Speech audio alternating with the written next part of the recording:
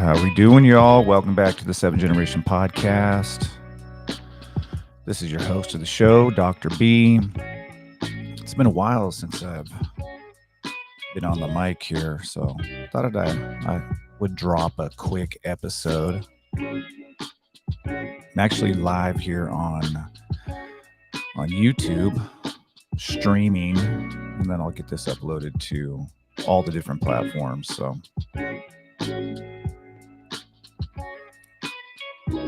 this new intro beat is done by a friend of mine, so I'm trying it out today. I don't know if you guys like it or not.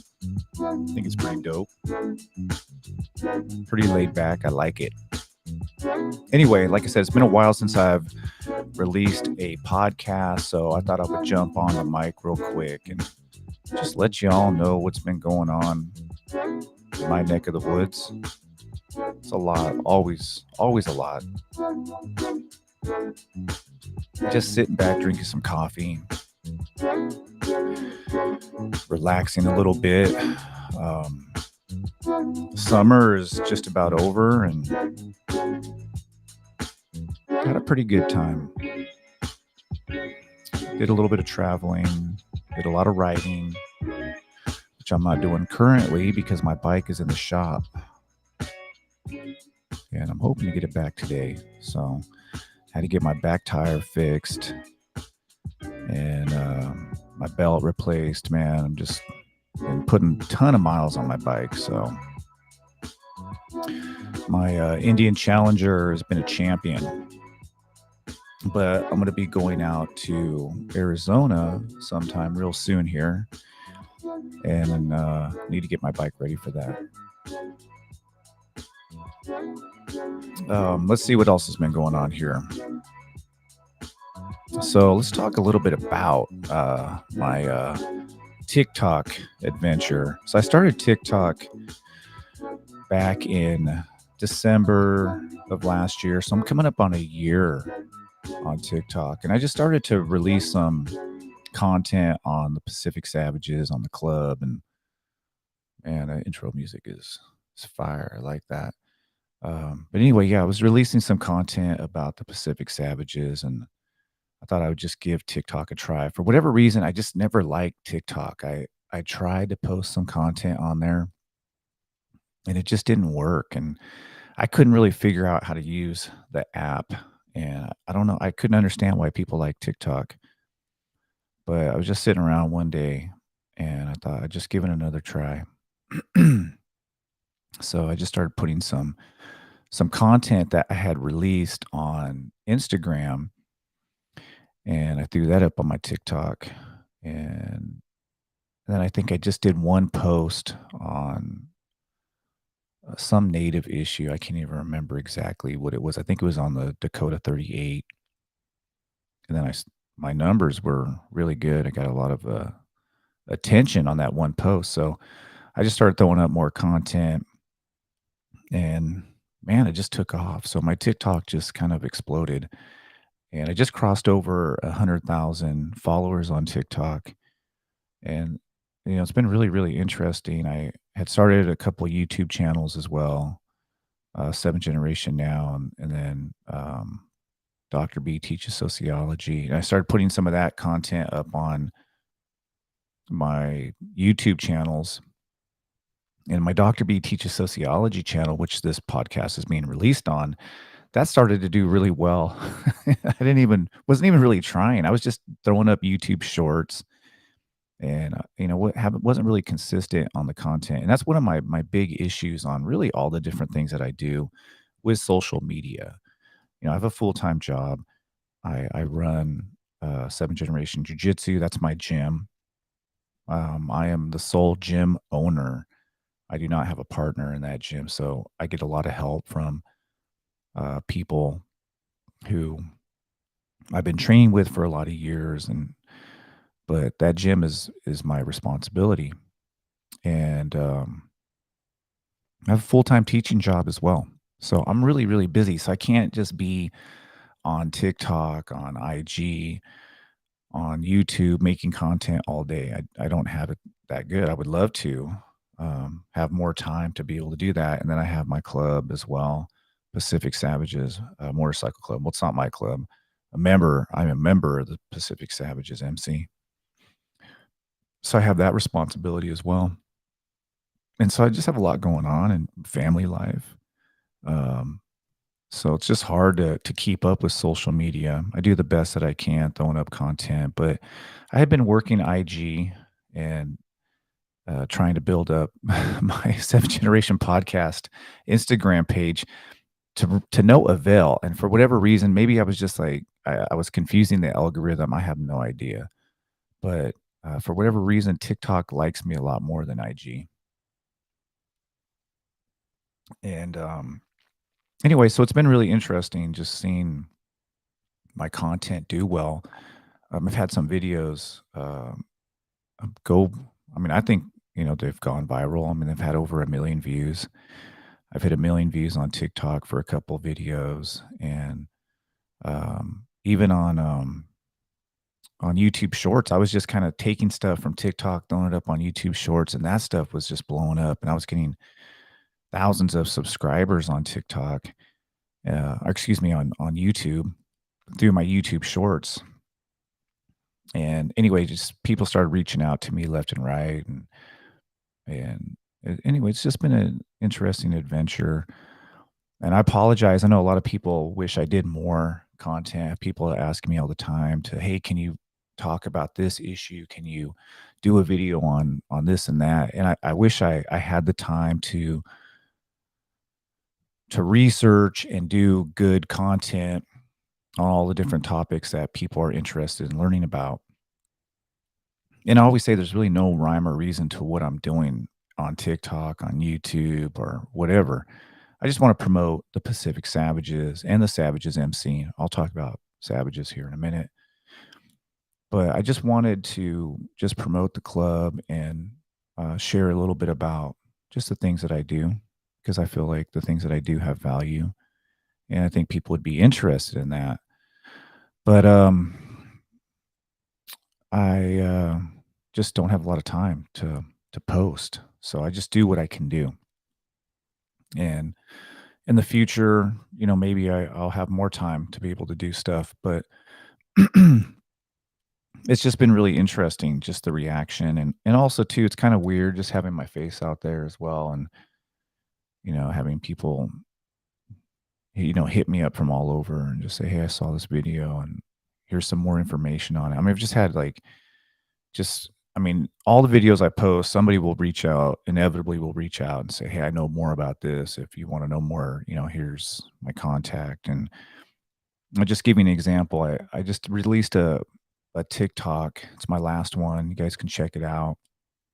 If you're not on TikTok, or if you don't follow me on TikTok, you can um, follow me. It's Merciless Savages. So at Merciless Savages. And that's my handle.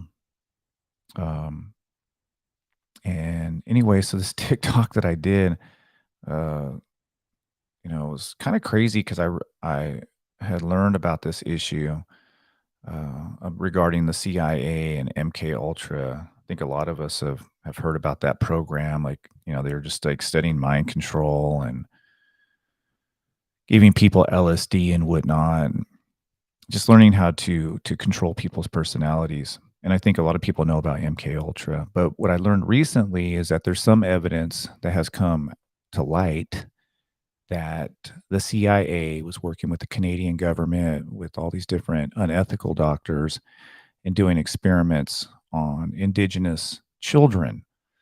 And so I had heard about this story. So I released a TikTok on it. Anyway, you can go check it out. But I've had people reach out to me who said, "Oh, I was a participant in that program, or I know more about this." And anyway, so that's just an example, like, where people will reach out to me and tell me, "Hey, I have more information," or you know, I was a part of this program and whatnot. And, it could be all be bullshit, but um, anyway, the reaction I get from these videos is really interesting from people, and I just like I said, I wish I had more time to sit and then to address every comment. And man, I appreciate, like, and all the people who comment on the videos, who share the videos that I put out. I mean, I really do appreciate it, but I just don't have the time to, sit back and, read through every single comment and then comment back. I wish I did. Um, if I did that, I wouldn't have any time to sleep. So I need my sleep. I'm getting old. So yeah, so my TikTok kind of blew up. I'm over 100,000 followers, which is really cool. For whatever reason, Instagram does not like me, and I have no idea why. I have really It's funny because, people ask me about, "Well, how do you grow? How did you grow your audience?" This and that and the other, and there's really no strategy that I could really share with anybody except for just keep posting stuff, and then you'll find out what people like. But sometimes you'll post stuff and you don't even really like it, but whatever reason, other people do like it. They do like your content. So you have to just be open to, you know, posting just a variety of different content, and then you'll kind of find out what people like and what people are looking for. And you just kind of roll with that. I wasn't even looking to do on TikTok. I was just looking to promote the Pacific Savages because I believe in the organization. I believe that we have the greatest indigenous motorcycle club in the world. And I just wanted to let people know a little bit about our club. But, from there, it just kind of grew to um, posting about indigenous history, indigenous issues. And I have a lot of knowledge on a lot of different topics, a lot of different history, and I was just sharing all that. But that's not really the intended, I guess, goal when I got on TikTok, was to start throwing up um, posts on Native American history or indigenous issues. But I'm pretty good at that, and that's what I ended up pushing out on TikTok, and it ended up doing really, really well. And I take some of that content, I try to spread it around, so I'll throw it up on. And maybe that's a strategy you can use. So whatever's doing well, you put it up there. So if you want to grow on social media, you can, put your content on TikTok, and then you can also throw it up on Instagram, and then you can put it up on YouTube as well. And just see what platform starts to really take off. Like my Dr. B Teach Sociology YouTube channel is just like, really blew up. I wasn't even trying. I mean, I literally just wasn't trying. I just took content from TikTok and I threw it up on YouTube, and it just started to blow up. And so there's people out there who are just like really trying. And then again, going back to when I tried to build my audience on IG, it wasn't really working. It's almost like Instagram, the algorithm just did not like me at all. So, and I was really trying to build on IG. Excuse me. So I'm getting over a cold and probably dealing with allergies. Apologize for my voice. Um, so yeah, there's no strategy that I could really offer up except for just keep posting if that's really what you want to do. Uh, oh, it looks like I have somebody's. Um, I don't know. Some people have asked me some questions here. What's the topic? I don't really have a topic. I'm just talking, Jenny. Um, do I have a PhD? Yes, do have a PhD. So, yes, I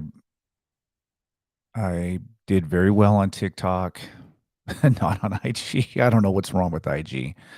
So, like I said, I'm live right now on YouTube, um, and people can ask me questions. If you want to ask me a question, go to YouTube. Uh, and I don't. So one thing I'll say about, let's just kind of get back to the social media thing and posting, because I am so busy, and because I do have a full time job and I have the gym and I just have my club responsibilities. So what a lot of people do is, like, they'll schedule a time that they release videos, and people will know, okay, so this person that they like on TikTok or YouTube, they know that every week, Thursday night, they're going to post a video. Well, I don't do any of that. I post when I can. I work quite a bit and I'm really busy. So there's some days I can't do anything and I don't post anything on any platform. Maybe 2, 3 days straight without posting, maybe a week. And for example, like on my YouTube Shorts, I haven't uploaded a YouTube Short in a while. I mean, I have content that I could throw up. I just haven't had the time to post it and to make sure it's right. So, and even this podcast right here, I was just like, I need to release a podcast. Let me just throw something up. Let me just, um, put my podcast machine to work. So I really didn't schedule anything, but that's what a lot of people do is they'll schedule when they do their podcast. They have a release time that everybody knows this day they're going to be releasing this content. And that's probably a good idea to do that. I don't. So it's just you catch me when you catch me. Like I have a couple people who are watching me live right now. And that's it. That's just kinda how it goes. Some people catch me and maybe don't see me again for weeks. So, but yeah, that's part of the problem I think with a lot of people who want to do well on social media. And I didn't mean to turn this into like a blueprint how to blow up on social media because I am not the guy to to educate people on that. But I think consistency is probably a big deal for a lot of people. They want consistency from content creators. I don't give people consistency at all. I just do what I can do when I do it. And then there's sometimes where I'm like releasing a lot of content and it's just like I have the time. I'm just like over the summer, there were some weeks where I was doing, 3, 4 long form videos on TikTok. And most videos on TikTok are fairly short, but I started doing like longer videos, like 2, 3, 4 minute videos. They were doing really well, doing outstanding. And even the recent ones, I released a video on Maui, the fires in Maui. Very controversial one. A lot of people were really upset with me about that video. That's another thing too. Is like you got to you have to create a little bit of controversy. You have to talk about issues. You have to take a stance on stuff. I think that's a maybe a strategy that y'all can use. Like take a stance on something. Like don't just be going with the herd and regurgitating what everybody else is saying because that's just uninspiring. So yeah, you have to um, say things maybe that aren't as popular or say things that need to be said. And I'm not saying that I'm all about doing it like that. I mean, I do that sometimes, and I just kind of I try to really just keep all my videos as organic as possible. Just kind of say what I feel about it, whatever issue I'm talking about. And again, I go from topic to topic. There's no rhyme or reason why I release something. I just learned something or something comes to mind. I remember a story or there's something that I learned. And then I'm just like, well, let me just talk about this. I'm going to do a TikTok on this, this issue. And that's why when I had read about the MK Ultra experiments and them using indigenous children, I was just appalled by it. And I was like, man, more people need to know about this. And so I decided I would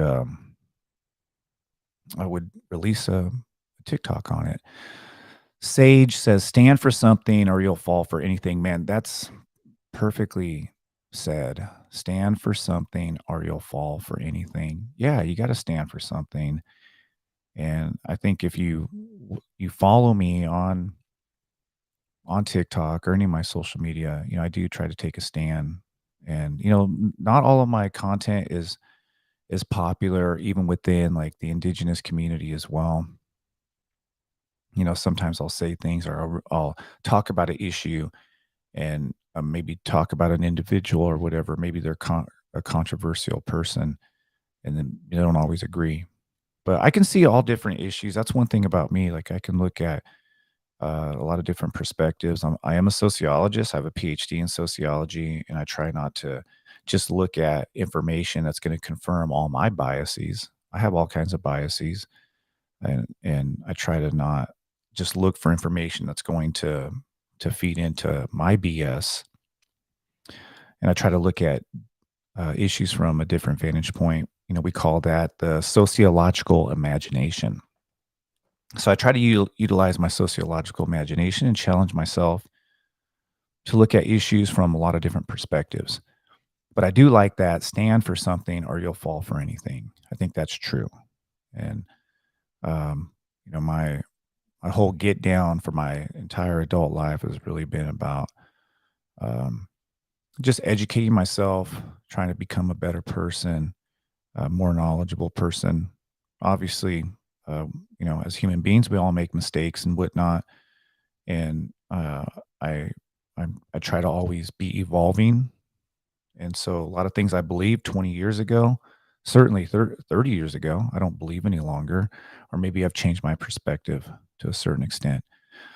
So, yeah, I don't know if that's gonna give anybody any advice on social media, but like I said, I'm not the person um, to go to if you want to get great advice on how to grow on social media.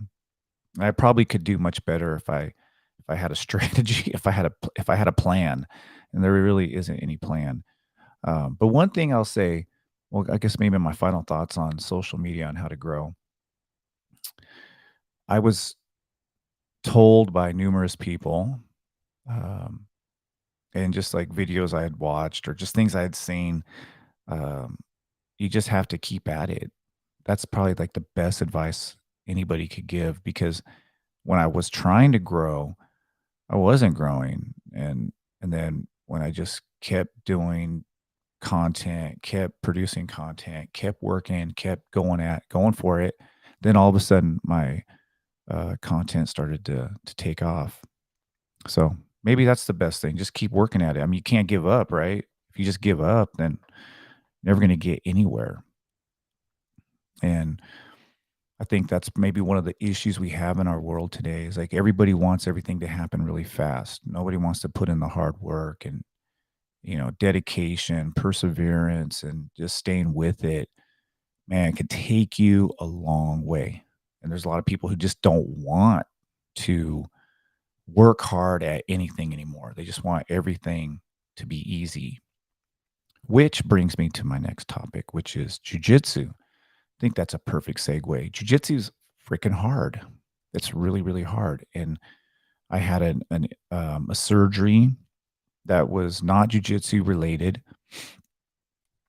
but I had a health issue come up. Nothing too serious, but did have surgery. I went under the knife, and I couldn't train for a while. Um, and unfortunately, was off the mat for a good 5 weeks where I didn't do anything. I tried to come back like 2 weeks after I had my surgery and do a few things, and then I could just tell just it was not a smart idea. Then I went to see my doctor. My doctor's like, "Man," he was irritated with me. He was telling me that, "Hey, you're gonna end up, you know, having to have another surgery." And so anyway, I just chilled and I relaxed. It was just kind of a crazy time because it was the end of the semester, so I was trying to finish my work. At the same time, I had to have the surgery done, and so it was just a miserable end of the semester and a not so fun beginning of the summer. I couldn't ride my motorcycle. I couldn't train jujitsu. Gained a little bit of weight because all I did was sit and eat corn chips for whatever reason. I can't even say that for whatever reason. I had this like corn chip obsession, and anyway, I was eating Fritos every night, sitting on the couch, not moving. And so anyway, I gained a little bit of weight, and my point here about training jujitsu and wanting things to be easy is that because I took that time off and coming back to jujitsu was just really hard, like really, really hard. So I started training again and I started, getting back in shape, getting back in jujitsu shape. And at my age, I'm old now. It's not easy. It's just not easy to do.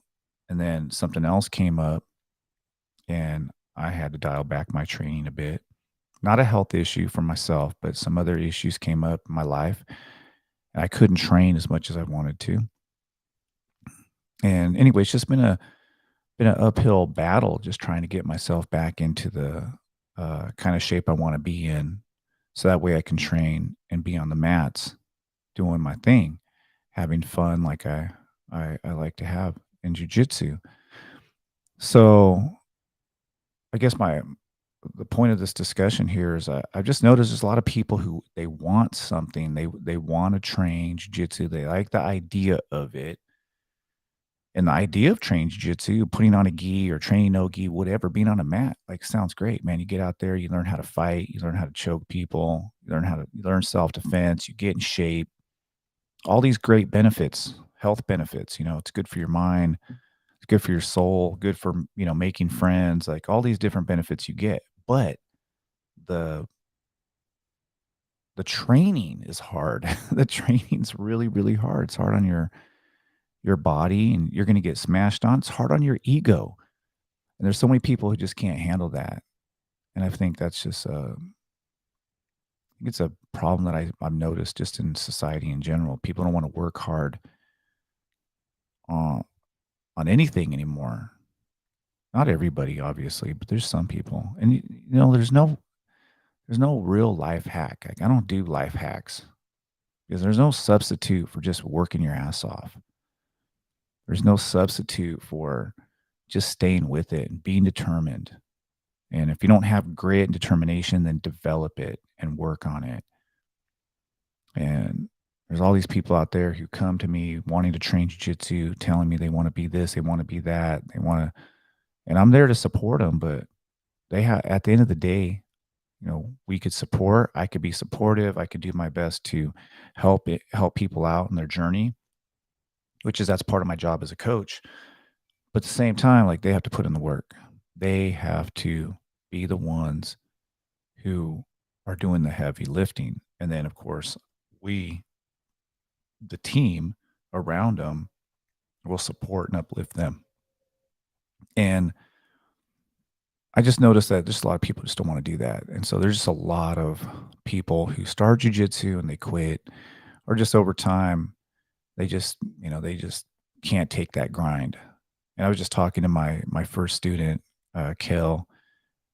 He's my first ever student at 7th generation jiu-jitsu. He's a purple belt with me.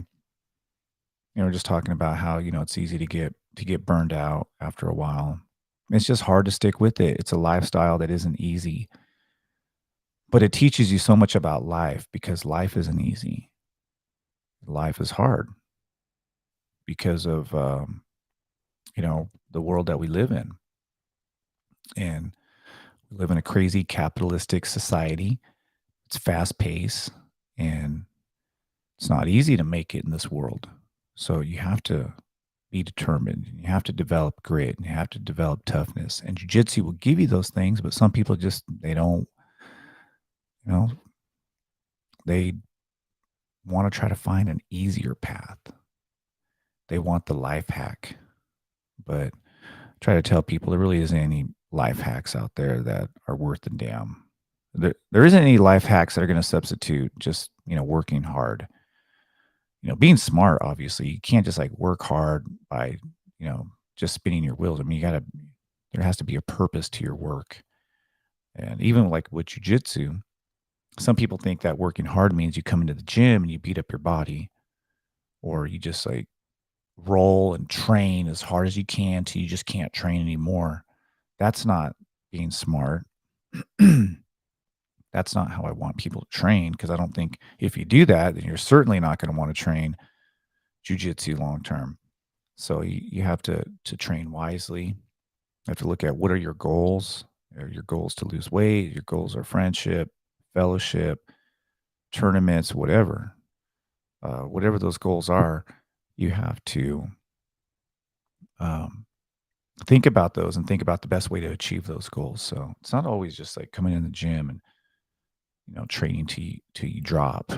Maybe some days that's what you do. If you're training for a tournament, then you're gonna have to get your ass in shape.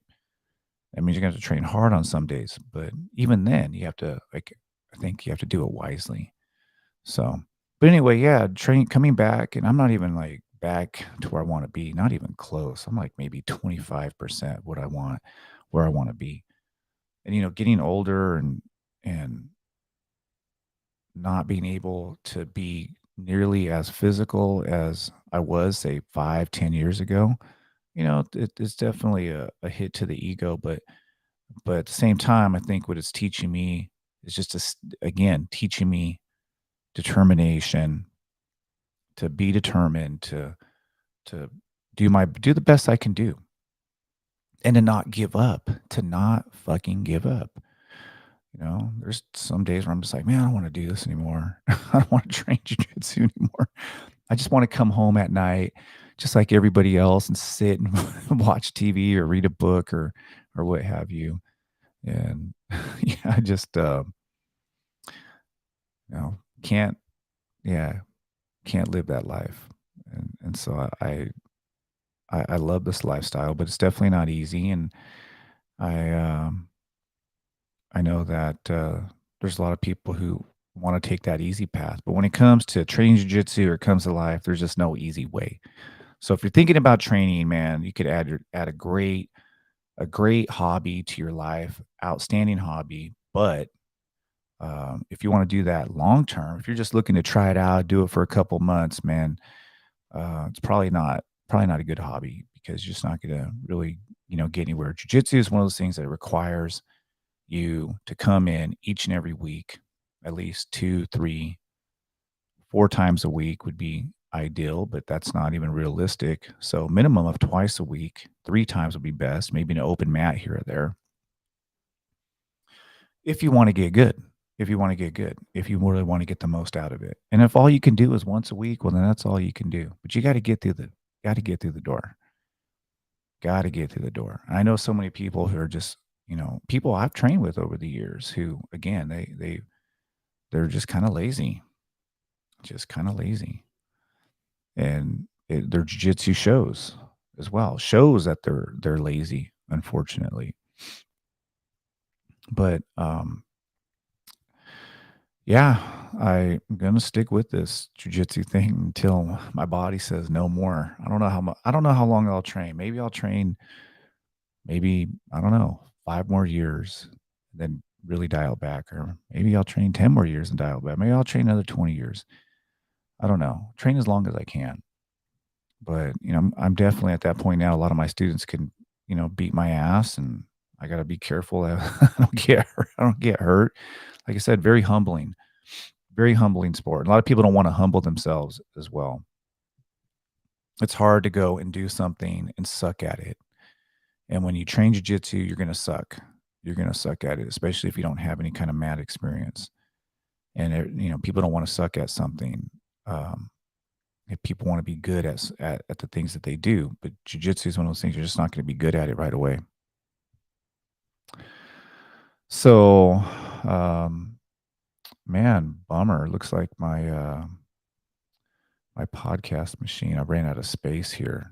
Anyway, I'm gonna have to uh, download the audio from YouTube, and then I'll have to post it up later to the different platforms.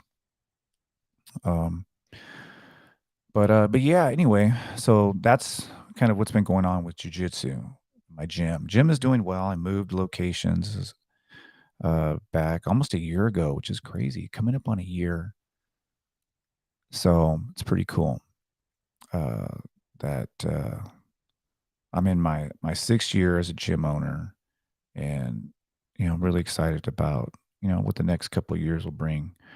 Um, I really didn't have the long term goal of like being a gym owner when I started training jujitsu. It was really something I kind of fell into, and I really don't have any kind of real long term plans for the gym. I take it year by year, really not even year by year, just month by month. Although I do have a lease at this current spot, so I guess I kind of do have a long term plan. But the gym is doing well. Um, see what else I can say about the gym. I have definitely gone through some interesting changes at the gym. And I've had students that have been with me for a while who are no longer with me, or with me for a short time and moved on to maybe other gyms, or moved on to other hobbies, or what have you. But being a gym owner is just it's really interesting, like dealing with a bunch of people. It's different than being a teacher, a college professor, because being a college professor, you have students that come in for the semester. It's 8 weeks long. They come in and then they move on, and some of them might take another class, but then that class over, they move on. And jujitsu is one of those things. It's more uh, permanent, in the sense that if you have students who are really looking to do something with their training long term. So, like, I've had some students have been with me from the beginning, and I've had some students have been with me um, for years. And I've have friendships that I've developed that are coming up on 20 years now. But there's a lot of turnover, because of what I talked about, jiu-jitsu being hard. But being a gym owner, it's crazy when you lose a student for whatever reason. And I don't want to get into specifics, but some of those reasons aren't all that much fun. Maybe they don't like something that you did at the gym, how you handled something, or maybe there's a personal conflict that they had with another individual,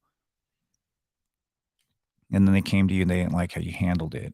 So there's been, or maybe that they just wanted to go train somewhere else. They no longer, you know, saw that your gym as their home. There's a number of reasons why people leave. Or in some cases, people have left the gym just because they moved. But anyway, I've had, and then, sometimes every now and then you have to kick somebody out of your gym. I have asked, like, probably my years of training as a coach, as a gym owner, I only asked like 2 people to leave the gym, and just because they broke certain rules, or they just weren't, really a good fit for the gym. And like I said, my gym isn't really for everybody. There's, um, uh, like, a personality I think that every gym has, and you have to find that personality that fits and suits you as an individual. And sometimes you change as a person, your personality changes, and so you want to find another environment that fits where you're at. And so, being a gym owner, watching people come and go, it's really, um, I mean, I've gotten used to it, but it's not an easy thing. And when in those situations have come up recently, because I've had some people who were with me for a while leave, and they weren't happy with decisions that I had made. Um, and yeah, it can be tough. It can be really, really hard. But I feel like I've handled those situations as best as I can. And I'm the kind of person where, and I don't know if this is the best way to be, but I'm the kind of person that if you leave or you walk away from me, and and the organization that I'm trying to build up, or uh, whatever it is that I'm working on, and if you're there to help, or you're a part of it, it doesn't even matter if it's jujitsu, it could be whatever. But if you're a part of it and you just decide, well, this is no longer for me, I don't want to do this any longer, and you walk away, then I'm not gonna, unless you do something to me personally. Hey, I wish you well. Go, even if you do something to me personally, I'll still, hey, wish you well. I don't have time to be having conflict with people. But at the same time, if you walk away, even if you walk away in a good way or a bad way, doesn't really matter. It's like I move on. I move on quickly. I've just learned to move on, because, and I think that's like really good life advice. If people aren't down with your program, or they're not there to be helpful, and they're just dragging you down, or they just decide whatever, they just don't want to be a part of what you're doing, and they move on, that's on them. And they're the ones that are missing out. That's how I see it. Like, when somebody leaves my gym, it's like, all right, well, if you want to go to this other gym and train because it fits more what your goals are, I'm cool with that. I don't have no problem with that. But then I move on too. I've had a student come to me, he's like, well, I want to go, want to be an MMA fighter. I don't have my gym's not an MMA gym. This student came to me, he was like, "Well, I wanna train MMA. I wanna train MMA at this other gym. Are you cool with it?" I'm like, "Yeah, of course, like, we don't do MMA, like, why would I tell you not to train MMA?" He's like, "Well, I wanna make sure that you know that I'm training jujitsu with you. I wanna do my jujitsu training with you and then my MMA training over there." I was like, "That's fine." But I have very, very, strict rules. I don't like, um, have managing situations where people are training at 2 different gyms. I never cross trained at other gyms unless I was in another city, in another town. It's just not what I do. I always felt a sense of loyalty to my gym and to whatever flag that I represented. And so I always told my students that if we're over here sweating at my gym and you're at somebody else's gym training over there, helping them get better, and then go over there, then fine, stay there. I don't give a fuck. Like, you know, um, from perspective of a gym owner, I just tell you kind of what other gym owners have told me and what some of my mentors have told me. It's like, why am I going to invest time in you if you're just going to leave and go to another gym? Like people, we invest a lot of time and energy into helping people get better. And then if you're just going to go and take that knowledge somewhere else, you're going to go and help other people get better, what have you. Then it's like, why would we spend that time? Uh, and why would we uh, invest in you? I don't know if that makes any sense or not. And maybe that's not right-minded thinking. I don't know. There's like this new generation of like jujitsu people like, well, I just want to train wherever. I just want to go travel here and go there. And I'm like, that's cool. Like anybody can do that.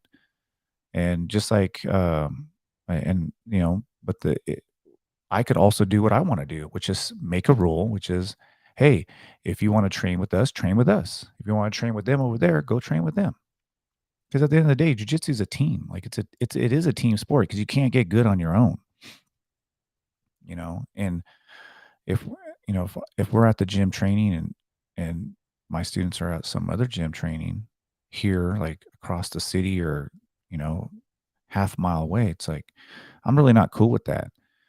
Um, so anyway, so I had a couple of run-ins. I wouldn't even call them a run-in, but I just had one student. I just told him, I just basically just stopped his payment, told him, he can move the fuck on.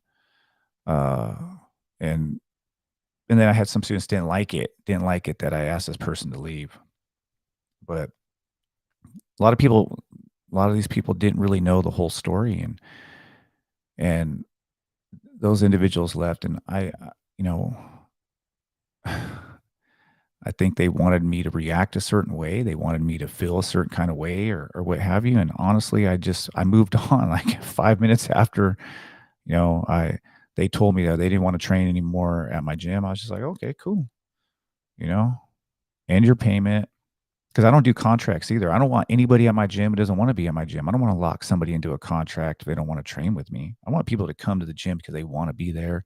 They want to help improve the environment, make the environment better for everybody who walks through the door. That's always the way that I look at it, as opposed to just dealing with, uh,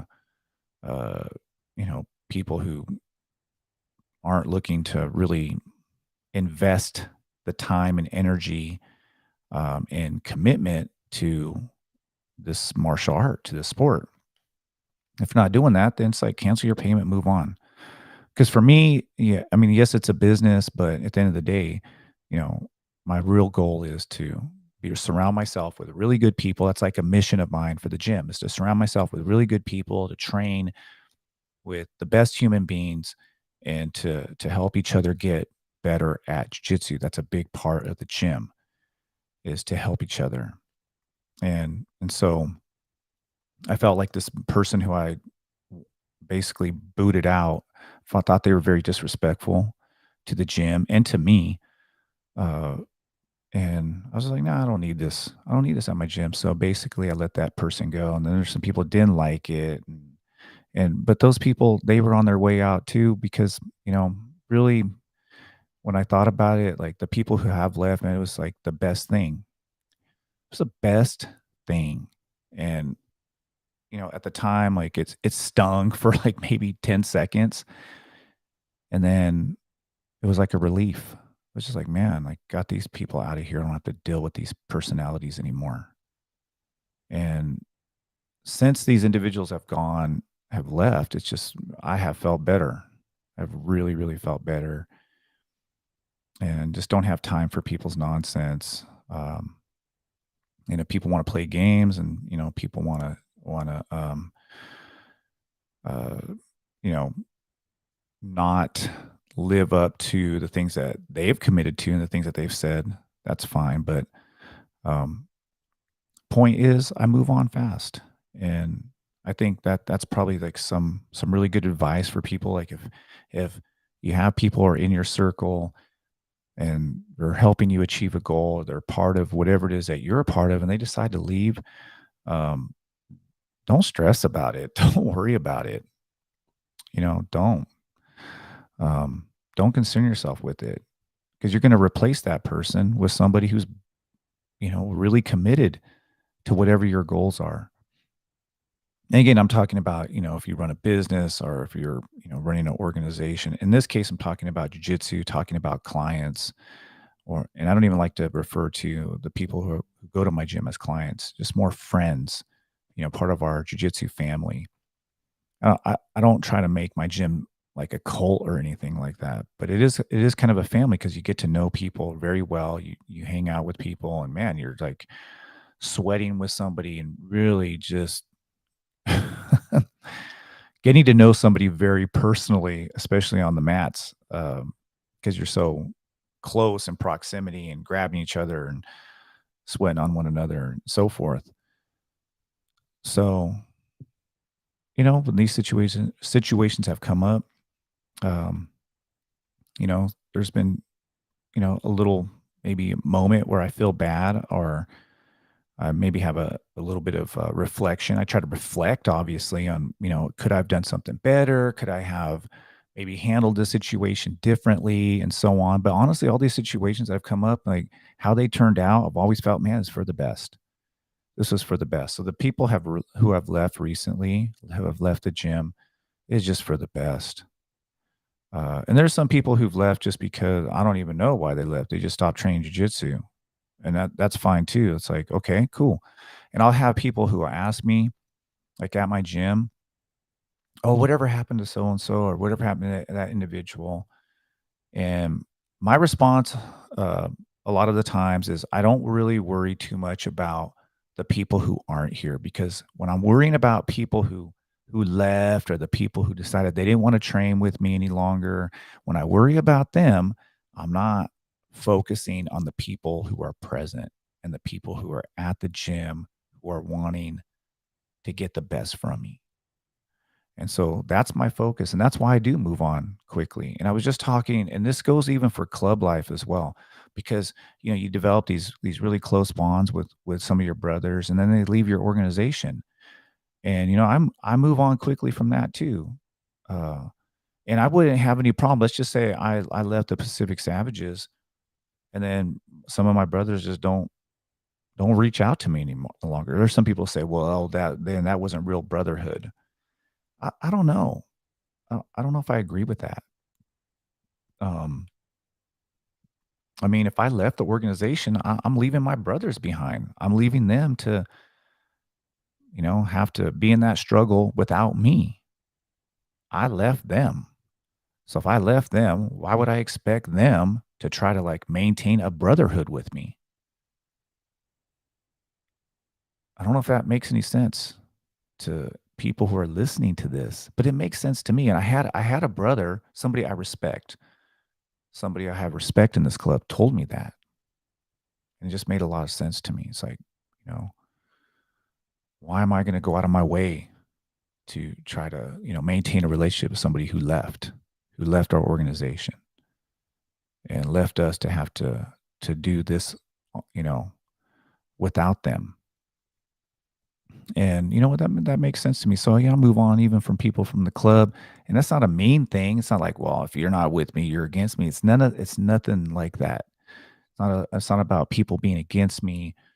Um, or well, you left my gym, and now you're on the other. No, it's just like, hey, I'm worrying about the people who are riding with me. I'm worrying about the people who care about the gym, who care about like making sure seventh generation jiu-jitsu is a fun place to come train jiu-jitsu, is a place where we have uh, the best training partners, good experience. That way, anybody who wants to walk to that door, no matter who you are, you're going to have a good experience.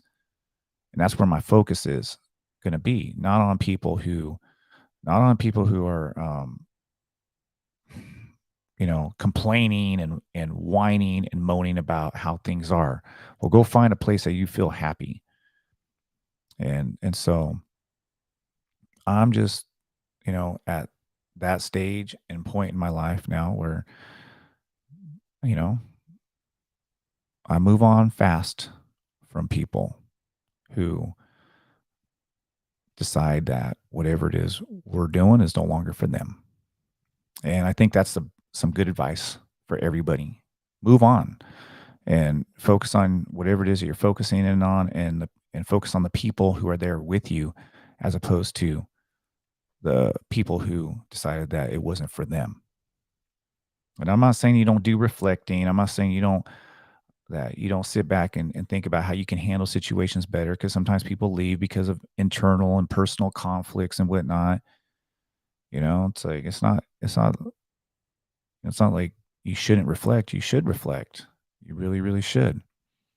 Um, and like I said, I don't make it a negative thing either. I don't make it like, well, I hate this person.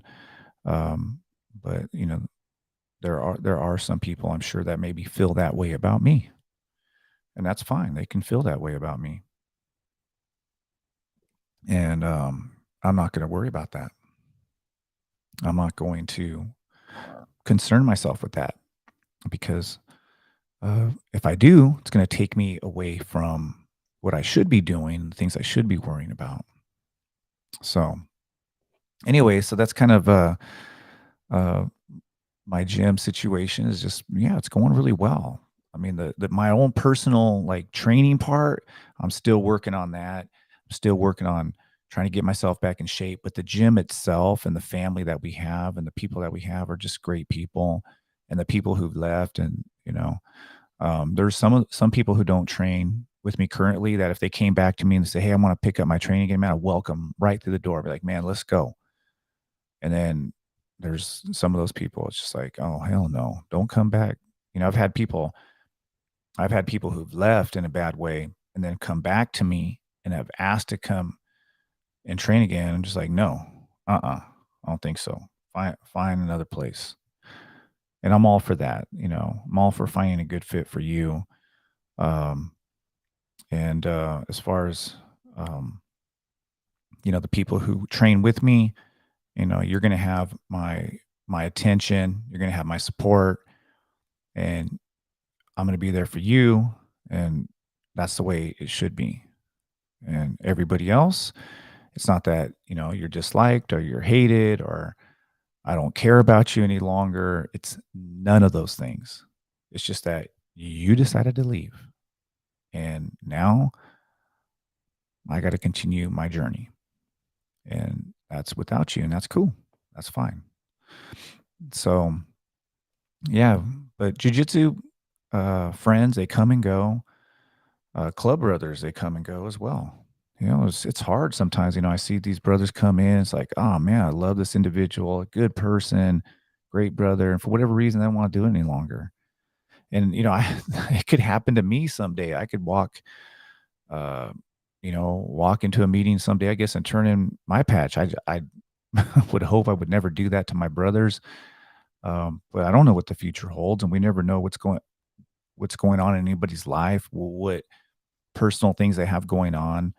And when brothers, you know, try to quit, I will try to get them to think about their decision, see if it's really the best thing. Sometimes they just need a little bit of encouragement, and some people want that. They want people to know that they're there and they care, and I'll do that to a certain extent. But if I see in that person's eyes, like, oh no, they're done, and I would never try to make them do something they don't want to do. And with jujitsu, I reach out to students who don't come around, or maybe they're signed up, I haven't seen them. Of course, I'm going to reach out to them if I come across their contact or they come into my mind. Then yes, I'm going to reach out, shoot them a text, or even give them a call. but I don't try to beg or try to drag anybody into the gym. That's just not I don't have time for all that. I really, really don't. I want people there. And there's people who, I absolutely just I miss training with. They're just great people, and, they're busy, their lives are busy, and they can't train as much, or they're only training maybe, once a week, and I wish I could train with them more. There's some people I wish I saw more at the gym, but, hey, everybody's life is different. When I've trained over the years, there's been times where I'm, like, training 5, 6 days a week. Sometimes, 2 days a week I'm training, and then there were when I was going through my divorce and I was working my full-time job and I had a part-time job because I was trying to just catch up financially, I could only train like twice a week, sometimes once a week. And then I've had injuries. I hurt my shoulder. I couldn't train for the longest time. I was in excruciating pain and I couldn't train. And, I felt bad because, there are people who were, going to the gym and, getting their jujitsu on and I couldn't be there to support them, to help them get better, to be a good training partner. So, but that's how it goes. Training is just it's a hard thing to do long term. But there's all kinds of great benefits that you get from it if you can stick it out. To me, man, the person who sticks out jujitsu is just I have mad respect for them. And yeah, and as far as people coming and going, that's just the way. That's how that's I always say that jujitsu is like a microcosm of life. It's the same thing with life. Like people are going to come into your life, and sometimes they're going to bring a lot of good, maybe sometimes a lot of bad, but they're also going to probably leave your life. And that's something, man, that is a life lesson I have learned. People come and go, whether it's training partners, even friends. Sometimes it's because uh, people change and just people move on and the people become a different person and whatnot. It's not necessarily a bad thing. It can be bad if somebody does you dirty or you do somebody dirty. You may have done somebody dirty, or maybe you didn't even know you hurt somebody's feelings or you did somebody wrong. You may not even know. But that's life, man. You're just gonna, friends are gonna come, friends are gonna go. You're lucky if you have a really solid circle, and you're lucky if you have people who care about you. You're really, really lucky. You don't need a lot of those people. Um, I love my family, my jujitsu family. I absolutely love them. Have some of the best people, and there's some people there. No matter what, I mean, no matter what, if they quit training jujitsu, I would always stay in contact with them, just because you have maybe formed a different kind of relationship with that individual. Um, but when it comes to people who leave because they didn't like how you handled something, or they got one side of the story from some other individual, uh, yeah, those people aren't worth my time at all. And or people who, uh, takers, a lot of takers too. You're going to come across people who just, they want to feed their own ego. I've had a lot of people you try to use my gym, use w- what I have built up, what I have invested in with my own money. Because, like I said, my gym is, it's it's a big financial investment. I mean, a massive financial investment. I've lost um, a lot of money, especially during COVID, and definitely lost who knows how much money at the gym. And when you invest in something like that, and you're the one that's solely responsible for it, and then other people are trying to take advantage of that, uh, I ain't cool with those people. And I've had those kind of situations too. And you know, man, if something belongs to you and it's your hard work, it's your time and investment, do it your way. And don't let people come along and abuse your your generosity, right? Because people will do that. I've had that done, at the gym as well. And then at the same time, I've had like incredible, amazing people like Coach Dave. He's one of the best human beings I've ever met in my life. He's a black belt at the gym and been training with him for 20 years, and couldn't do the gym without Coach Dave. And I have people like that. So I always remember whenever I have a bad situation with somebody, I just try to, remember like the good, all these great people, like, like my first two students, Kill and Spence, like really great people. Spence is a lawyer. He's helped me out with a lot of different, legal stuff. And then Kill's just been a really good leader at the gym, really great person, great human being. Even though he says he's not, he is. And then, of course, Coach Dave, just a really great people. But I've had other people come through the door, and I feel like they're not really there. They're not really there to support the vision and the mission of Seven Generation Jiu-Jitsu. They're more there for themselves and to get something from it, and for them to feed their ego or what have you. And that's just not. That's I don't know. That's just not cool with me. So anyway, I don't know if anything that I'm saying here. I'm about an hour into this, man. This is about where I should maybe bring this to a close. But like I said, I just wanted to check in and do a podcast because I haven't done one, and just talk about it. And there's all kinds of other things I could continue to talk about. So maybe I can do this again, or just jump on the mic, maybe try to be a little bit more consistent here.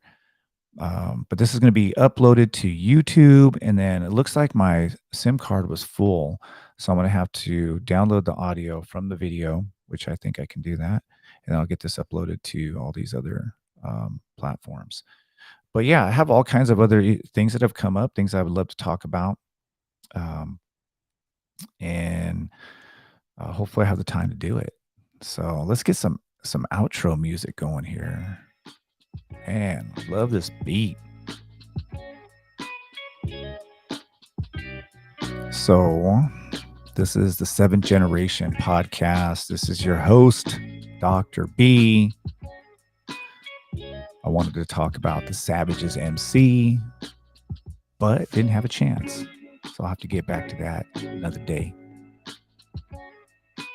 Big shout out to Pacific Savages Motorcycle Club and the Savages MC. And big shout out to all you jiu-jitsu people out there. Keep training and keep walking through the door. That's the half the battle, just walking through the door, getting through that door. Once you get through the door, everything's easy. And of course, it's a good day to be Indigenous. Happy California Native American Day. That's right. It's California Native American Day. Much love and respect to all those Cali natives out there. To all natives doing their thing today. All kinds of great events going on. And of course, I got all kinds of good things coming too. Club stuff, work stuff, gym stuff. I don't know. We got all kinds of great things planned ahead. So hopefully I can share all that. But yeah, check me out on Instagram. 7gen podcast. For whatever reason, Instagram doesn't like me, but yeah, you can follow me on Instagram. And of course, you can follow me on TikTok, Merciless Savages. I do have people out there who have created fake accounts impersonating me. There is a Dr. B Teaches Sociology IG, and I think a TikTok as well. They have all kinds of followers. Anyway, that's not me. So my TikTok, I only have one TikTok. It's Merciless Savages. That's the handle. My IG is 7th Gen Podcast. And you can also follow the gym Instagram if you want to see what's going on at the gym. 7th Gen BJJ. So you guys can follow me there. And I am also, of course, on YouTube. Dr. B Teach Sociology on YouTube, and 7 Generation Now, which this podcast is streaming on both those channels. So there you have it. Y'all have a great weekend. This is Dr. B. I'm out.